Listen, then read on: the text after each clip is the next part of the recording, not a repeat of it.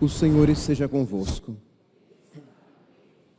Proclamação do Evangelho de Jesus Cristo, segundo Lucas. Naquele tempo, Jesus disse aos discípulos: um homem rico tinha um administrador, que foi acusado de esbanjar os seus bens. Ele o chamou e lhe disse: que é isto que ouço a teu respeito? Presta contas da tua administração, pois já não podes mais administrar meus bens.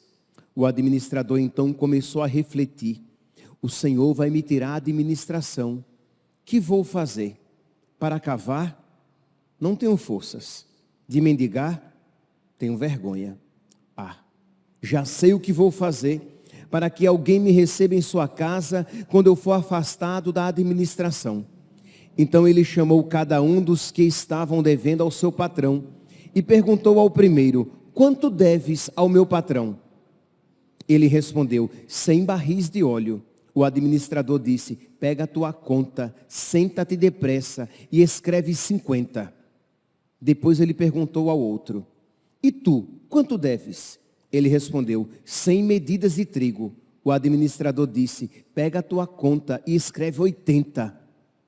E o Senhor elogiou o administrador desonesto, porque ele agiu com esperteza. Com efeito, os filhos deste mundo são mais espertos em seus negócios do que os filhos da luz. Palavra da salvação.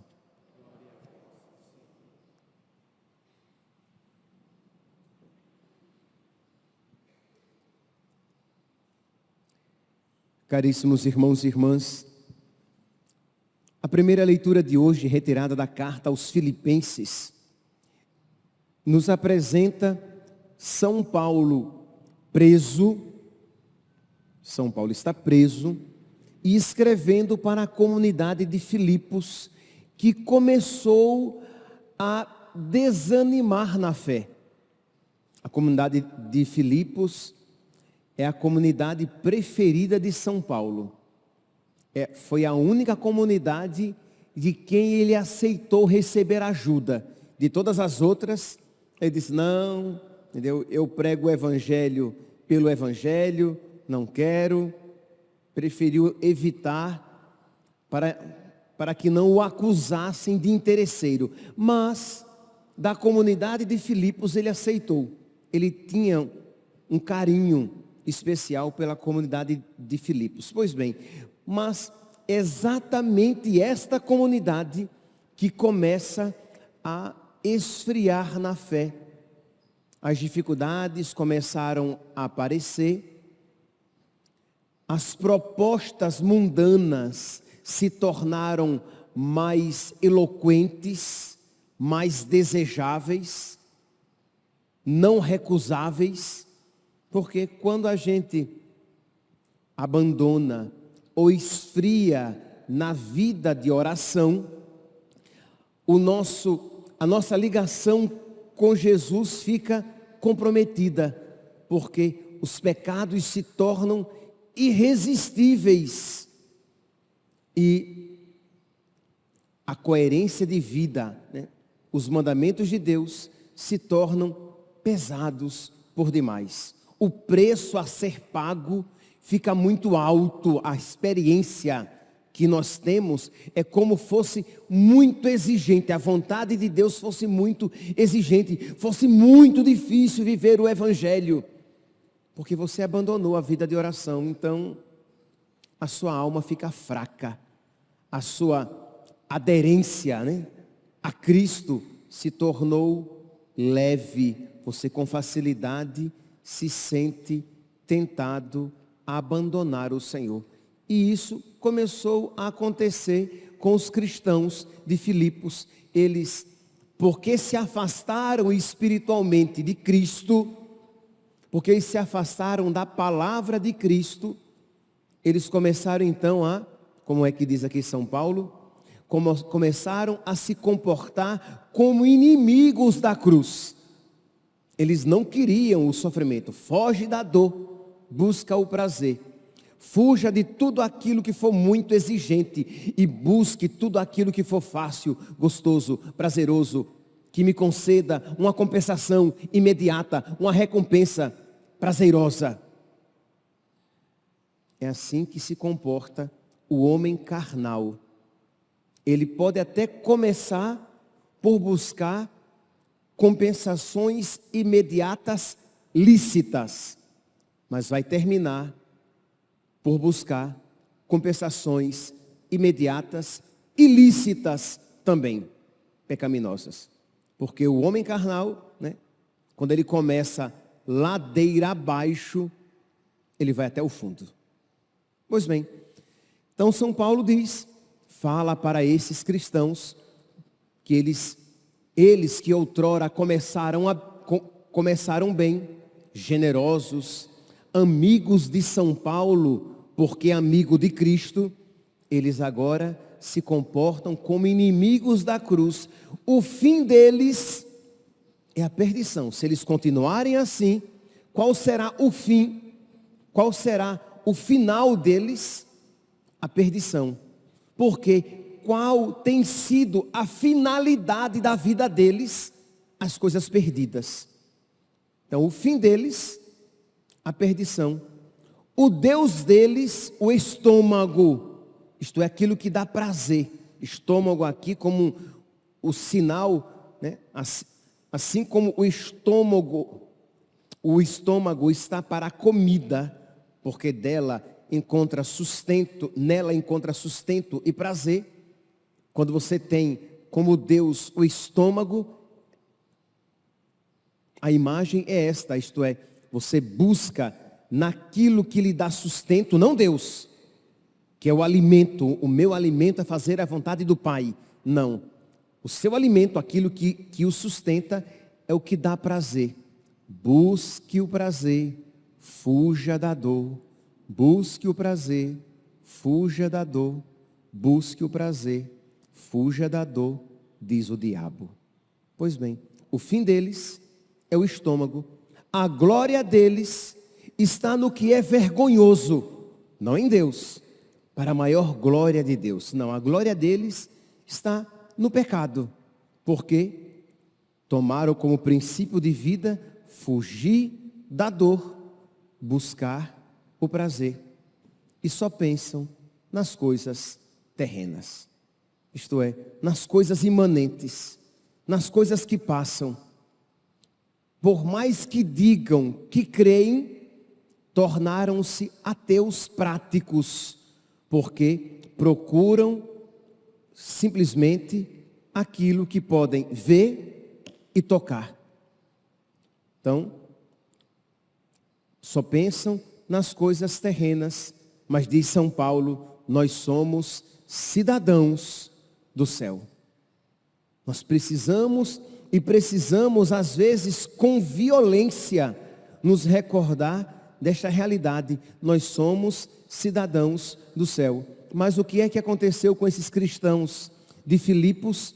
Tornaram-se indecisos, inconstantes, frouxos, medíocres, superficiais. Como este processo começou, talvez nem eles se lembrem, mas eles agora se veem no estado em que se encontram. Isso acontece, isso pode acontecer com qualquer um de nós. Isto é, começamos por nos desviar, começamos por um pequeno desvio, do qual nem sequer nos damos conta, porque foi um pequeno desvio, um leve desvio, mas quando nos percebemos, já estávamos longe de nosso Senhor, já estávamos com o coração vazios de nosso Senhor, e cheios do mundo, cheios de mundanidade, cheios daquele princípio, busque o prazer, fuja da dor, e você se tornou inimigo da cruz. Pois bem, mas, meus irmãos, se por um lado nós temos cristãos indecisos, medíocres, superficiais, inconstantes e frouxos, do outro lado, no Evangelho, nós temos um pecador com determinada determinação. E nesta sua determinada determinação, ele é admirável. Sim, porque até Jesus se admirou, louvou a sua determinada determinação. Jesus não louvou, Jesus não elogiou a sua desonestidade. Não, a desonestidade não é louvável porque é pecaminosa. Mas Jesus louvou a esperteza daquele homem. A palavra que está no original grego está phronemos, isto é, a prudência. A palavra prudência é uma daquelas palavras que em português nós perdemos o significado, digamos, original, etimológico dele. São Tomás de Aquino, quando fala da prudência, ele diz que é a virtude que nos faz usar os meios para atingir o fim. Qual era a finalidade deste homem do Evangelho? Era ser rico. Qual era a finalidade deste homem? Era angariar, juntar bens aqui na terra. Qual era a finalidade deste homem aqui do Evangelho? Era ter uma vida confortável. Pois bem, no final, o inferno o espera. Mas se a finalidade dele era esta, era aqui e agora, ele estava focado. Ele sabia o que queria. Então diz aqui que ele perdeu o emprego, porque é claro, se ele queria ter conforto a todo custo neste mundo, ele se tornou desonesto, como muitos pais, pai e mãe, quando têm este mesmo objetivo na vida, colocam em segundo, terceiro e quarto planos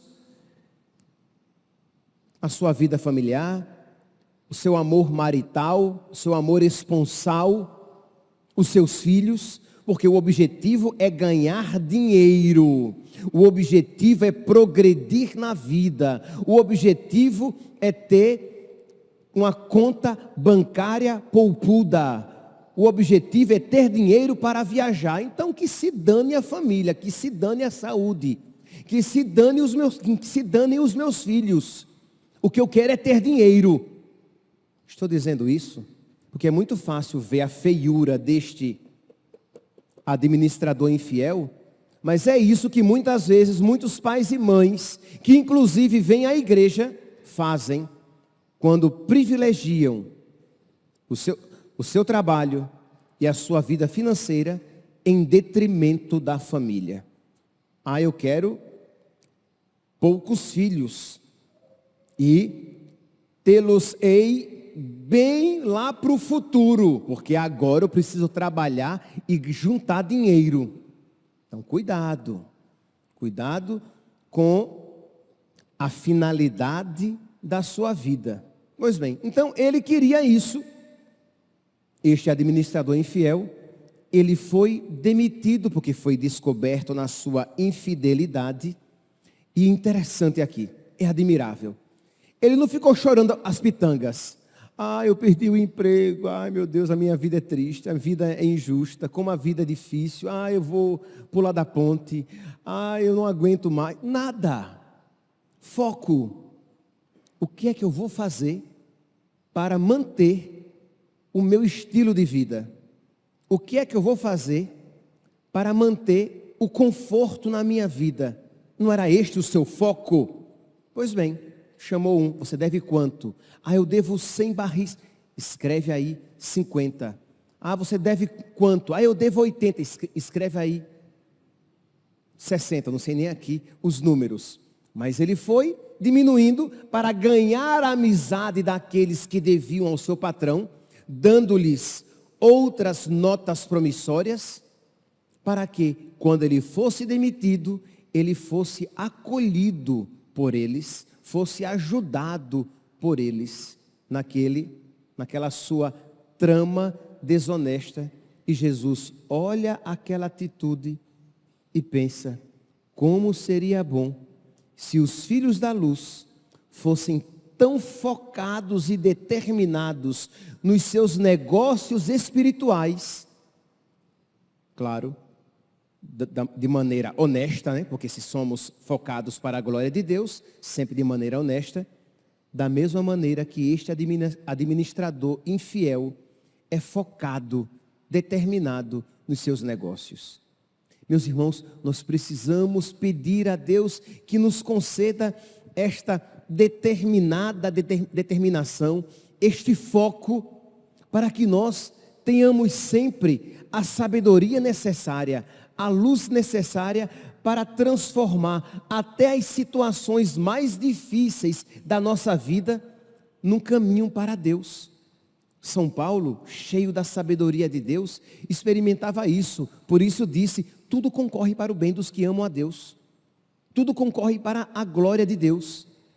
Isto é, se nós estivermos mergulhados na luz de Deus, nós encontraremos até nas situações mais difíceis uma ocasião para crescer na sabedoria, crescer nas virtudes e crescer na nossa intimidade com Deus, caminhando para o céu, caminhando para a salvação.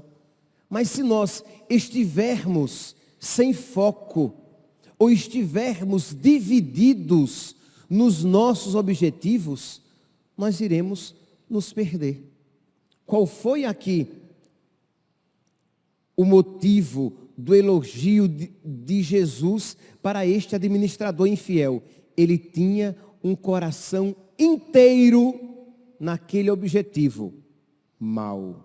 Mas o que foi elogiado, o fato dele ter o coração inteiro colocado em algo em que o seu coração está focado. O nosso problema é esse. Nós queremos Deus, mas nós queremos também o mundo.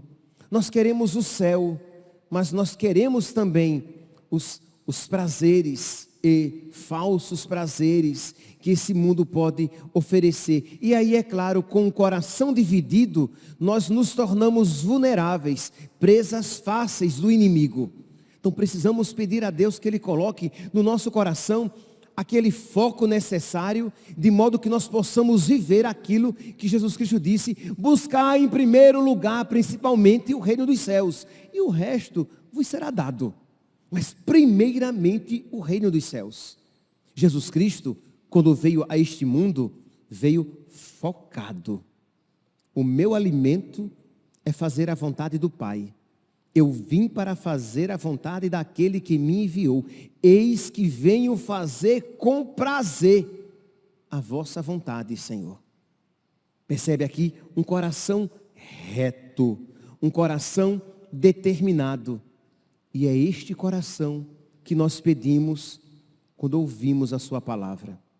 E é este coração que nós pedimos quando fazemos as nossas orações. E é este coração que nós pedimos quando recebemos a Eucaristia. Senhor, que eu te queira e te busque em primeiro lugar, primeiramente, acima de tudo na minha vida. E tudo mais, quando assim for, estará no lugar devido. Eu não estou falando, pelo amor de Deus, que você não procurará neste mundo ter algum conforto, ter um bom emprego, ter um bom salário. Nada disso é mal e tudo isso é digno de ser buscado. Mas o que eu estou falando é quando o seu objetivo primeiro, quando o foco primordial da sua vida está em buscar a Deus, tudo mais tomará o lugar devido. Mas quando você não tem Deus como foco primeiro e último na sua vida, tudo mais toma o lugar de Deus. E aí a sua vida vira um caos. Porque já não existe o centro ao redor do qual tudo gira. Jesus não está no centro. Jesus não é a base sobre a qual tudo está construído. Não, não tem base. Hoje a minha base são os prazeres. Amanhã a base da minha vida, o foco da minha vida é a glória. Depois são os afetos. Depois o emprego. Isto é, eu sou uma caixa de Pandora. A cada momento sai uma coisa inesperada. A minha cabeça é uma caixa de Pandora. Eu vivo pensando coisas loucas e múltiplas. Mas quando o meu pensamento e o meu coração estão voltados para Deus, tudo mais que vier do meu pensamento e do meu coração estará em consonância, em concordância com aquilo que primeiramente sai do meu pensamento e do meu coração, fazer a vontade de Deus. Meus irmãos, falando assim, parece até fácil, né? Mas não é. Eu sei disso daí. É uma luta. A vida do homem sobre a terra é uma luta. Por quê? Porque no nosso coração existe uma luta constante de afetos, de desejos, de inclinações. O nosso coração é doente. A nossa alma é doente. Nós fomos tocados pelo pecado. Nós cometemos pecado. E isso faz com que haja uma luta constante dentro de nós. E é por isso que nós precisamos alimentar cada vez mais o homem novo, para que o homem velho com as suas loucuras morra. Então, como é que nós alimentamos o homem novo, o Cristo que habita em nós?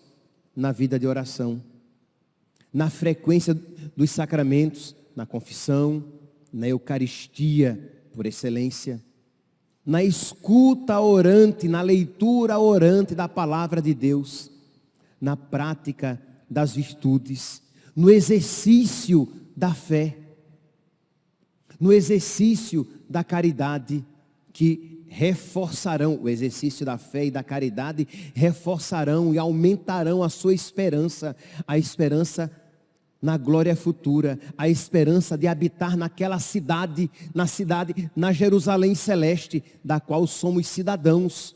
Não é assim que São Paulo diz aqui? Ele diz, nós porém, somos cidadãos do céu, de lá aguardamos a nossa recompensa, o nosso Salvador, o Senhor Jesus Cristo. Ele transformará o nosso corpo humilhado e o tornará semelhante ao seu corpo glorioso, com o poder que tem de sujeitar todas as coisas. Assim, meus irmãos, a quem quero bem e dos quais sinto saudade, minha alegria, minha coroa, meus amigos, continuai firmes no Senhor. Louvado seja nosso Senhor Jesus Cristo, para sempre seja louvado.